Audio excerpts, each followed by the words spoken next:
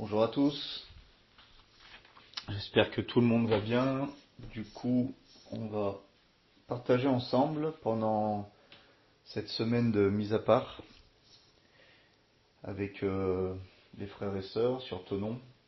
Et le Seigneur nous met à cœur de partager sur sa volonté. Et toute la semaine, un peu tous les jours, on va partager des passages dans la parole pour nous aider à vivre constamment dans sa volonté, d'y demeurer et pour accomplir sa volonté. Donc voilà, c'est vraiment cette semaine qu'on veut mettre à part dans la prière, dans le jeûne aussi. Et on veut partager cela avec l'Église de Jésus-Christ. Et donc là, c'est le premier jour. Et dans ce premier jour, j'aimerais juste très rapidement faire une introduction par rapport à tout ce que le Seigneur nous a mis à cœur. Et cette introduction, c'est pour nous faire comprendre qu'il y a, on peut dire pas deux types de la volonté de Dieu, mais deux moyens que Dieu nous donne pour recevoir sa volonté et pour la connaître. Le premier moyen, c'est très simple, c'est sa volonté qui a été révélée, qui a été écrite dans la parole de Dieu. Et ça, c'est une grâce pour nous aujourd'hui, parce que nous avons, au travers de la Bible, au travers de la parole de Dieu, nous n'avons pas que ses promesses, nous avons surtout sa volonté, qui est bien écrite, qui est bien révélée. Il n'y a pas de mystère caché, il n'y a pas de choses confuses. C'est vraiment marqué noir sur blanc, la volonté de Dieu. Donc pourquoi c'est important ? Parce que je pense qu'en tant qu'enfant de Dieu, on veut faire la volonté de notre Père. Jésus lui-même va dire que ceux qui font partie de sa famille, en tout cas sa famille, c'est ceux qui font la volonté de son Père. Donc si nous, en tant qu'enfants de Dieu, fils et filles de Dieu, amis de Jésus, et on peut se donner encore plein de titres comme ça, et bien si dans notre cœur, on n'a pas envie de faire la volonté de Dieu, c'est qu'on doit se poser des questions par rapport à notre conversion, par rapport à notre repentance, par rapport à notre vie, nos désirs. Notre volonté, c'est de faire la volonté de notre Père, la volonté de Dieu. Donc voilà pourquoi c'est important de comprendre que la volonté de Dieu pour ses enfants, pour son Église, pour ceux qui ont reçu son esprit, le Saint-Esprit, eh bien c'est très important de savoir, de comprendre que la volonté de Dieu est clairement révélée dans la parole. Donc pour cela, il faut tout simplement lire et méditer la parole de Dieu avec un cœur en disant « Seigneur, révèle-moi ta volonté, que je veux la voir dans ta parole ». Et une fois qu'on la lit, une fois qu'on la médite, eh ben le but, c'est de demander au Saint-Esprit de nous aider à obéir et accomplir cette volonté dans nos vies à chaque jour. Voilà, donc ça c'est la volonté de Dieu qui est révélée dans la parole pour tous ses enfants. Il n'y a rien de caché, il n'y a rien de mystérieux. Et la deuxième partie, ça serait plus la volonté de Dieu individuellement. Ça veut dire que pour ma vie personnelle, pour prendre mes décisions, pour savoir si j'ai un appel dans ma vie, quelle décision je dois prendre dans mon quotidien, des décisions petites ou des décisions importantes en tant que mari, en tant qu'homme, dans le travail, etc. Eh bien, il y a bien sûr aussi la volonté de Dieu. Il y a notre volonté, il y a ce que l'ennemi essaye de faire, de nous détourner justement de la volonté de Dieu, et il y a la volonté de Dieu, le meilleur pour nous tous. Voilà, c'est vraiment le meilleur pour nous. Il n'y a rien qui est meilleur, qui est au-dessus que la volonté de Dieu pour nous, parce que Dieu veut le meilleur pour nous tous. Donc je ne sais pas comment vous vous positionnez, mais moi en tout cas, je veux et j'essaye de vivre le meilleur de Dieu. Je ne veux pas vivre des choses bonnes que moi je pense, ce qui est bon pour moi. J'essaye d'oublier ce qui est bon pour moi et je veux savoir ce qui est le meilleur pour moi. Et le meilleur pour moi, c'est pas ce que moi je pense, ce que moi j'ai décidé, c'est ce que Dieu pense. Et c'est ce que Dieu veut. Donc voilà pourquoi c'est important de connaître la volonté de Dieu, aussi pour nous personnellement. Mais là, par contre, ce n'est pas marqué noir sur blanc dans la Bible. C'est pas marqué quelle décision je dois prendre pour, je sais pas, moi, pour un travail, pour acheter une voiture, pour prendre des décisions dans ma vie. Et je crois sincèrement que plus on va déjà obéir, être sensible à la volonté de Dieu qui est révélée dans sa parole, donc qui est pour tous ses enfants, donc sa volonté pour son Église, pour faire avancer son royaume, et bien plus on va avoir une sensibilité par rapport à la volonté de Dieu pour notre vie. Parce que déjà on aura obéi et on sera continuellement dans la volonté de Dieu dans notre vie pour ce qu'il a prévu pour son Église, pour nous, pour son œuvre, et les choses qui vont venir pour notre vie personnelle seront de plus en plus faciles à déterminer. On entendra sa voix beaucoup plus facilement. Matthieu 6,33, ce passage que tout le monde connaît, cherchez premièrement le royaume de Dieu et sa justice. On pourrait dire aussi, cherchez premièrement la volonté de Dieu, et tout le reste vous sera donné par-dessus tout. Donc, on voit que le premièrement, c'est de chercher et de connaître la volonté de Dieu.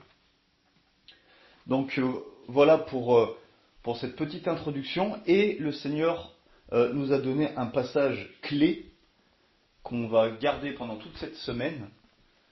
Ce passage est tellement merveilleux parce que Paul va faire une prière pour l'église à Colosse, pour les frères et sœurs de Colosse.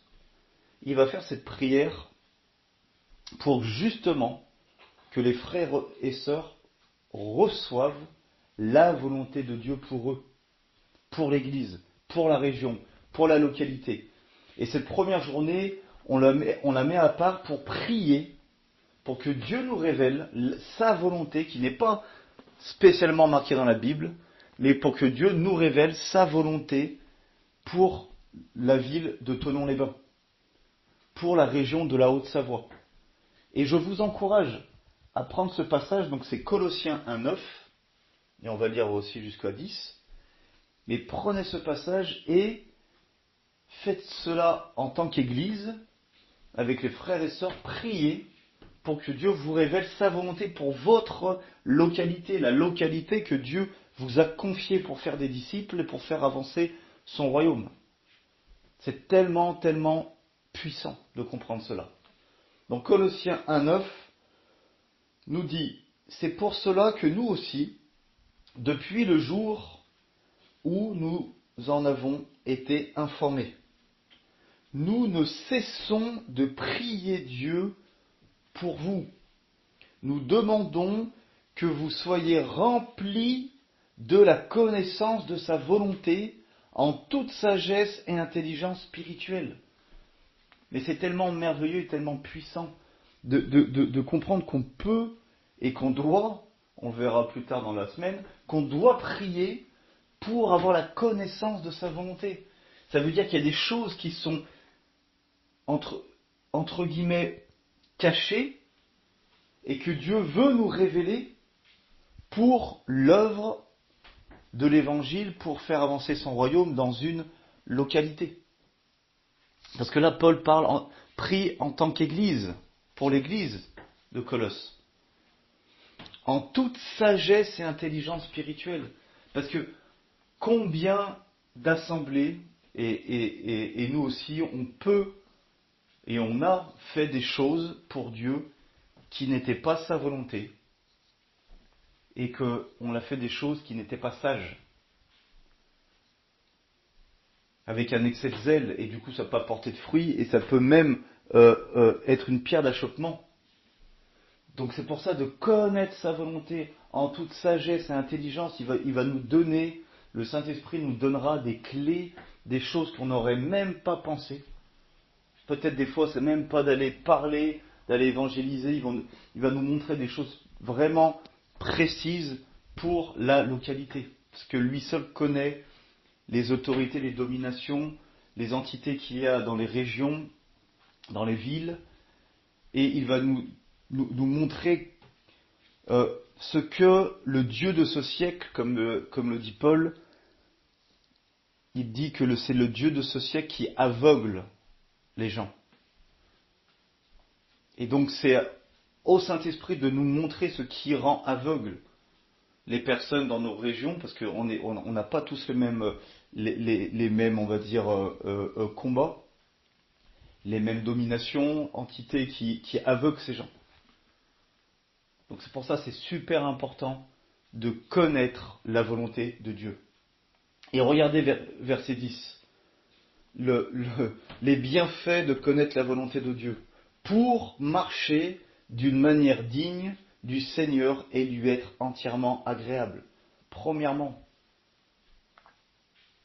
pour être agréable à Dieu, il faut connaître sa volonté. Et on va marcher d'une manière digne. Parce qu'on ne va pas faire les choses par nous-mêmes, comme je vous dis, ou par religiosité, ou par excès de zèle. Il y a les deux extrêmes. Hein, mais on veut marcher dans sa volonté d'une manière digne. Portant des fruits en toutes sortes de bonnes œuvres. Donc c'est pas juste pour recevoir des choses et dire Alléluia et rester à la maison, rester entre nous. C'est pour que recevoir les œuvres préparées d'avance pour nous, pour son Église, individuellement. Mais tout ça pour faire avancer son royaume. Et les fruits qu'on porte, c'est des fruits qui vont être portés dans l'éternité.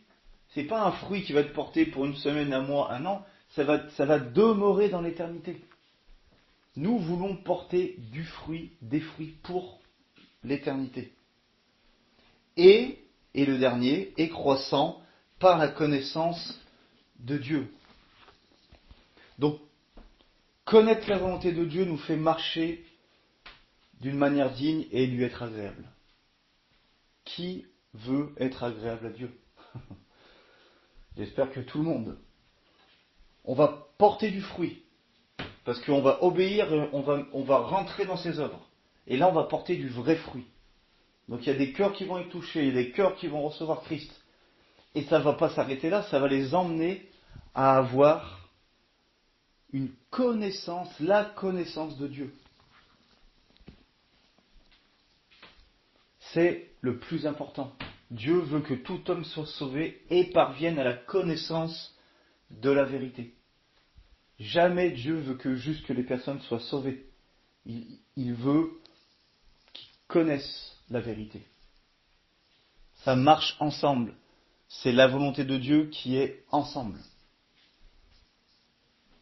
Donc voilà, pour ce premier jour, je voulais juste vous encourager, faire cette introduction et vous encourager d'abord, si vous écoutez ce message, si vous vivez l'église locale, c'est de prendre un moment, des temps à part pour prier et demander à Dieu de vous révéler la connaissance de sa volonté pour votre localité, pour l'œuvre qu'il a préparée d'avance, pour les fruits qu'il veut vous faire porter, pour les disciples qu'il va vous confier, les futurs disciples. Et dans les jours suivants, on va plus se concentrer sur la volonté de Dieu qui est révélée, donc qui est bien marquée dans la parole. On va bien sûr pas tout voir, on va prendre trois exemples, un par jour, et on va juste partager là-dessus pour que nous-mêmes on puisse rentrer dans comment vivre la volonté de Dieu, comment demeurer dans la volonté de Dieu et comment l'accomplir. Voilà, c'est vraiment ces trois ces 3 points que le Saint-Esprit nous a montrés. Et je crois que cela va vous bénir. En tout cas, je vous souhaite une belle journée et à bientôt.